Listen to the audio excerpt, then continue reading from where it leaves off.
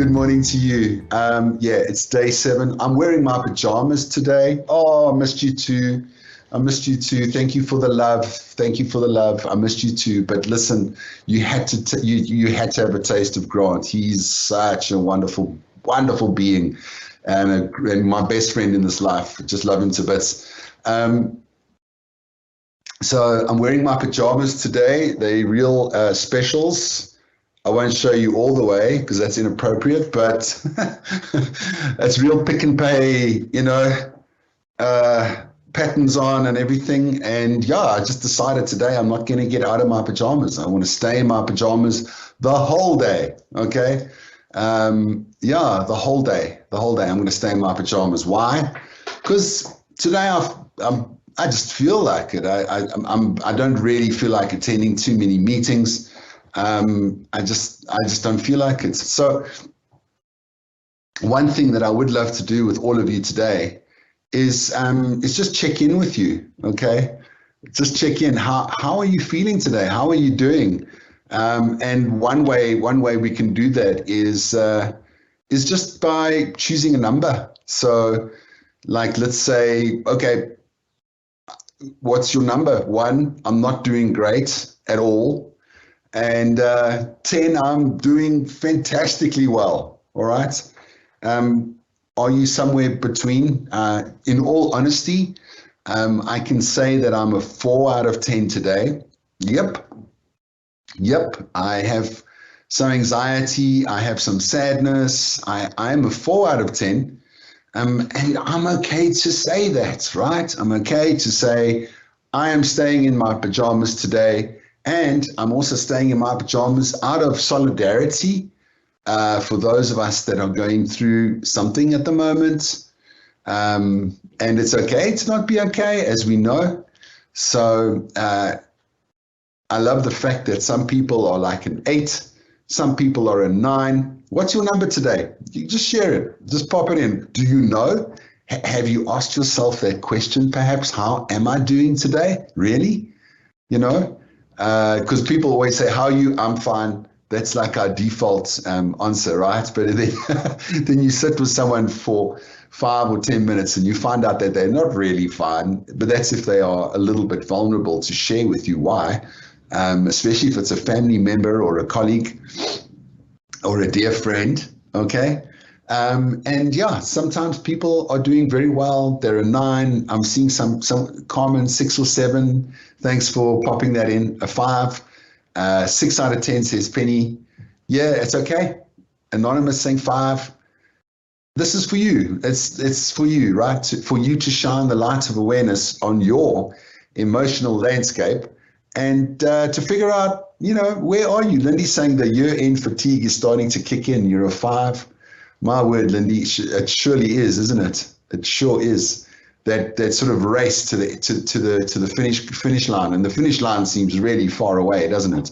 But I guess before you know it, we'll be there, Lindy. At the end of the year. So hang in there, friend. Hang in there. Anonymous saying 8. Another one saying 8. 0. Oh my goodness. Someone's a 0. Okay. I'm at a 4. My friend 0, Anonymous, listen, today's the day you wear your pajamas with me, okay?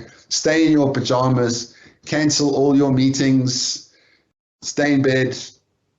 Tomorrow's another day, okay? If you can, I hope you can. I hope you will look after yourself today. And I salute you, okay? I salute the low numbers as well, because you have the power, you have the honesty to check in with yourself and say, you know what, I'm not okay. And that's a superpower, okay? Because there's a tendency for people to say, I'm fine. And, I just think it's okay to feel sad, to feel anxious, to be afraid, to feel overwhelmed. And it's vulnerable to say to someone, I'm not okay. It's vulnerable for us to say I'm a 4 or a 3 or a 2 or a 0. It's vulnerable, and it's just having the courage really to show up and be seen where we have no control over the outcome. Your vulnerability is not a weakness. It's our greatest measure of courage. And the ideal motivation for vulnerability is the chance for you to just be real, to be real with yourself. Sometimes we take the corporate face off. What is the corporate face, right?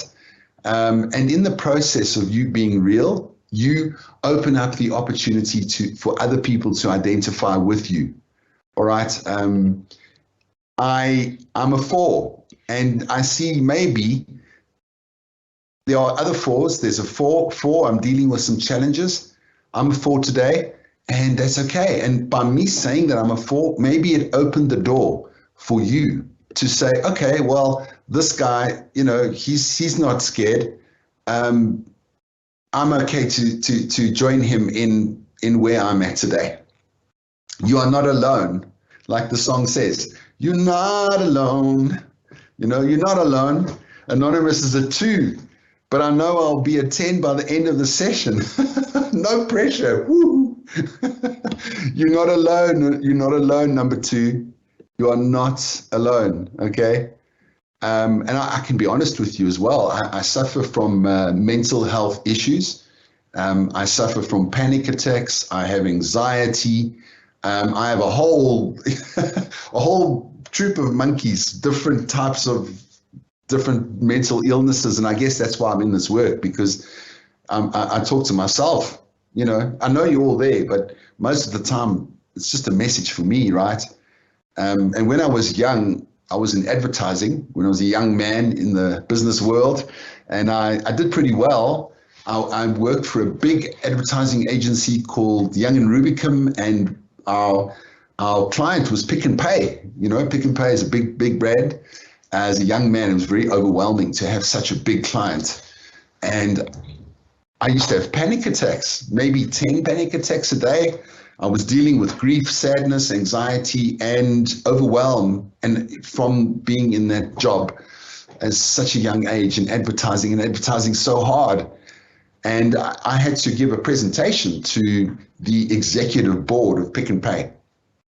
And, we had, my slides were ready. I was dressed to the nines. I was, but I wasn't feeling good. I was feeling anxious, and my bosses were all there. And I've always been a talker. So I was always given the job of, you do the presentation. Nobody likes to speak in public. I never really enjoy speaking in public, but I've got used to it over the years because this work is meaningful. But when you're selling an advertising campaign, you are more anxious. And I could feel the panic arising. And I looked at all these clients and my bosses, and I could feel that I was going to throw up. I was going to choke. I was literally going to cause myself an embarrassment. And I would normally say to myself, that inner critic, did you give it a nickname? My inner critic is saying to me, you're a loser. You're crazy. You have panic attacks. You are crazy. And everyone's going to see your craziness, and you're going to lose your job. And that's what my inner critic was telling me. But that didn't help my panic. So you know what I did? I turned to everybody, and I was feeling nauseous, and I was feeling my breath was going. And I said, everyone, I think I'm about to have a panic attack. And if you see me run for the bathroom, don't be alarmed. And it was a breakthrough moment for me, because as I said it, my anxiety disappeared. As I said it, it was like calling the elephant in the room out, and it just went poof, gone. And I looked at the faces of people, these big hitters, exco people, and they nodded. Some took their glasses off and looked at me, and they nodded, and they said, "It's okay, son. You've got this. It's okay." Some of us also suffer from anxiety, and people were nodding and smiling. And you know what? It became my strength. My presentation went so well, and I even got an applause at the end of it. And I was feeling like everyone was with me, and I wasn't alone in my own anxiety. And then even after the presentation I gave, which was a great success, some people came to me, even some middle-aged people, and they said, I too, me too, I'm also suffering, and thank you for sharing the way you did. and it was such a beautiful thing. And then I thought to myself, my vulnerability can be a strength if I know how to use it and where, okay, wisely, if I use it wisely. And if you look at the works of Brené Brown, who's become hugely popular, she says to feel is to be vulnerable. So when we consider vulnerability to be a weakness, we consider feeling our emotions to be so too, she says. But being vulnerable connects us with others. It opens us up to love, joy, creativity, empathy. And those are beautiful things. So it's important. In my family, my father, his mental health was very bad. He suffered terribly from depression and schizophrenia. But it started out just with a mild sort of dissatisfaction with life. And I would say to my father, how are you? And he would say, I'm fine. And that was that. There was nothing more. And if he said, I'm not fine, I need help, then maybe he would still be alive today, okay? But he just said, I'm fine. And with the child, with my son, he's now 13 years old, and I worry about his mental health, and I worry about genetics and the fact that so many people in my family suffer from mental health. And I try to make an effort to find out, how is he doing really? Are you okay? Is my boy okay? When I pick him up from school, because sometimes he looks sad, sometimes he doesn't look great. And I ask him, how are you? And he says to me, I'm fine. And I'm like, okay, I've heard this before. I'm fine. I'm not going to settle for fine. So I'd like to explore with you now some ways that you can check in with yourself, all right? And in turn, being able to check in with others. So every day in the morning, you can check in with yourself. How am I doing on a scale of 1 to 10? Write it down. Make it known. Bring some awareness into it. I had a friend, Charles Maema. He was a very funny man. And I'd say, Charles, how are you today? And he'd say, today I'm partly cloudy with scattered thunder showers. And then some days Charles would be sunny, but the weather, like an internal weather report, some people say I'm a hurricane or I'm a tornado today, but it's good to kind of just maybe an emoji. How are you feeling? All the emojis on your phone that you've got. Is there an emergency emoji that you connect with? Or perhaps there's word. And maybe for some of us on the call, finding that word or words to describe how you feel today. And this is growing our emotional intelligence, our emotional literacy, okay? It's really, really important. And why? This is the emotional intelligence model, okay? It's 4 pillars of emotional intelligence. This first one is self-awareness. How am I today? How am I? Let's say you're a 2 out of 10, like our friend put in the chat, okay? You know now that you're a 2 out of 10. How is the day going to look going forward? And I know maybe the session you hear because it feels like you could go to a 10, okay? So that's good.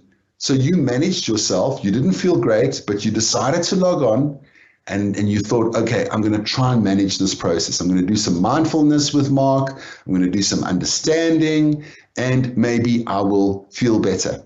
But if you don't feel better, you might look at your calendar for today and say, today is not the day for all these meetings. Today is not the day for that difficult conversation I'm going to have with my colleague.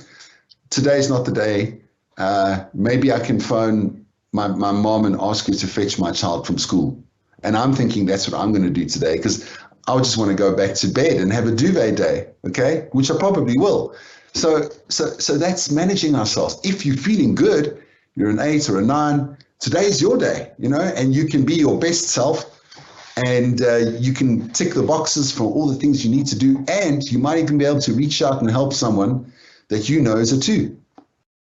And if you can get your child or your partner or your friend to check in and find out how they're doing, really how they're doing, then we might just be able to lend them a compassionate ear. And that's the other awareness and other management. How is my friend doing? Are they a 3 out of 10 today?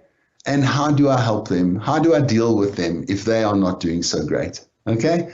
And this is the power of the EQ model. And it can change our whole day. Tomorrow's another day. Postpone. There's no harm in postponing if you need to, because you might be reactive in that meeting because you're a low form today. You might be not the best day to contribute your ideas today because you might feel very triggered and very reactive, and that won't serve you. And another question, what do I need today? So if I'm on a low form, if I'm a 2 out of 10, you say you needed this session, you logged on, that's what you did. And you needed it, you did it, and it's going to help you, okay? What do you need today? To drink more water, to go for a walk, to do some exercise, maybe some yoga, breath work, or do you just need a nap? Do you need to play with your cat and your dog? Do you need a nice lunch? Do you need to go out and buy yourself a beautiful dress or a suit, but a retail therapy? What do you need today? Maybe if you want to pop that in the Q&A, would be fun to hear from you. I'm just staying in my pajamas. Yeah, that's what I need today. I need relaxation. I need tenderness and not fierce self-compassion. Okay, I'll practice fierce self-compassion. Like I'll go to gym tomorrow when I feel better, and I will make sure that I go to gym. And if tomorrow I don't feel so good, then maybe I won't, okay? But the more tender and the more caring I am for myself today, the better I am going to feel. I love this book. It's called The Boy, the Mole, the Fox, and the Horse by an author called Charlie McKesey. And I don't know if you can read it, but it says, asking for help isn't giving up, said the horse. It's refusing to give up. Isn't that lovely? Asking for help. Why suffer alone? You are not alone, as the song says. You are not alone. You're not alone, okay? Have a look at the check-ins. We're all going through something. No one's a 10 out of 10, all right? And it's okay to ask for help. This one, when have you been at your strongest? And when I have dared to show my weakness, said the horse. Okay, you see how we're shifting the narrative from when we grew up, where we had to hide our weaknesses and we suffered with it and we were alone. Like if you had panic attacks and you didn't want anyone to know. No, why suffer in silence? You know that 5 out of 6 people lie about taking a day off because of their mental health. They say that it's something else. They've got flu, they've got COVID, they've got whatever. And when we say we physically unwell, we might get flowers, we might get chicken soup, we might get something nice, get well soon. But when we say that we are mentally not well, people, okay, they don't know what to say, they don't know what to do. It's a little bit awkward. And that's what we are changing, all right? We need to bring it into the light. See the sun in the corner? That's the light, awareness. This one, what is the bravest thing you've ever said? Asked the boy. Help, said the horse. Isn't that lovely? Help, okay? The bravest thing that you could say is help.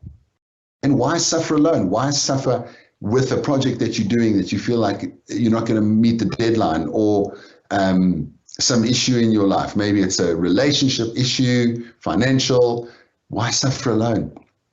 Can we reach out to a dear friend? Can we talk to someone in EAP services within our organization and feel that it's okay to do that? No one's going to judge you. No one's going to think that you are any less than you are. In fact, if they do, that's their problem, okay? And that means that they stuck in ancient times. They are stuck decades ago because the world has changed. And thank goodness for that.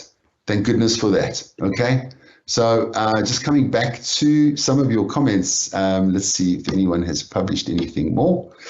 I need to take it easy, feeling low, heavy energy, just need to get through the bare minimum and take my lunch today. Yes, Absolutely. Just do the bare minimum. If that's all you can, your best today is that, you know?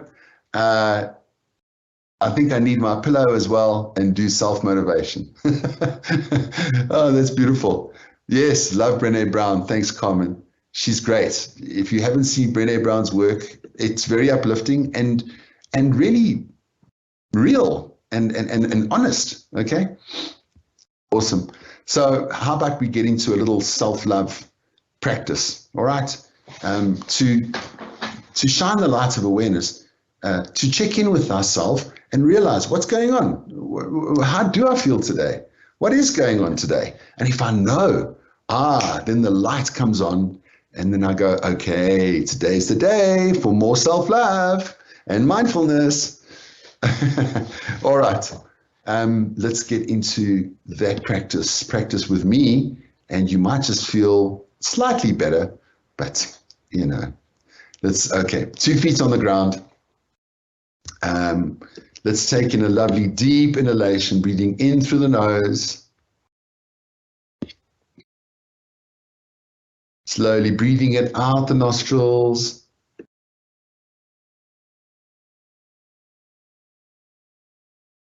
Breathing in again through the nose. Breathing it out the nose. Feeling the nervous system just calm down as we breathe deeply. Breathing in again through the nose. Sigh the breath out the mouth.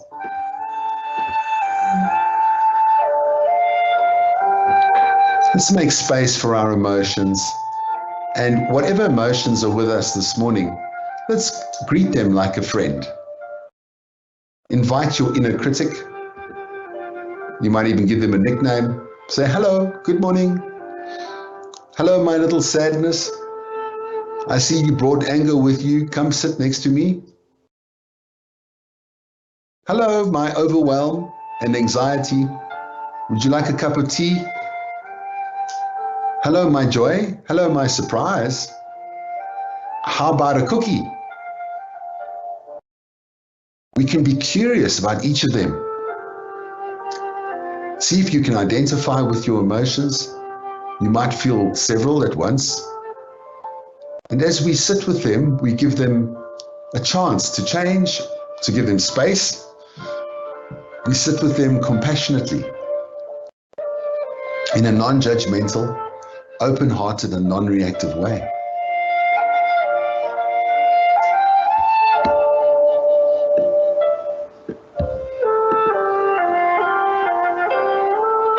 All our emotions come to the party with a message.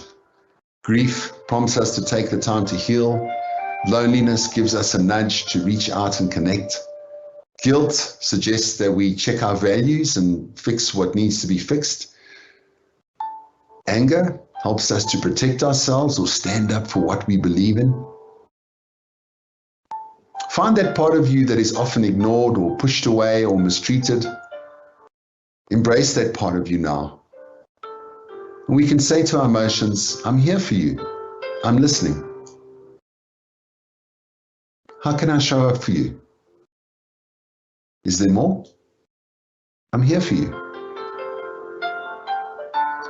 Gently breathe into your emotions, opening up to more space.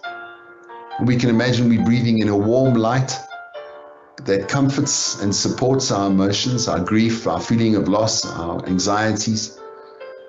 Whatever emotion it is, even if it's happy and joyful.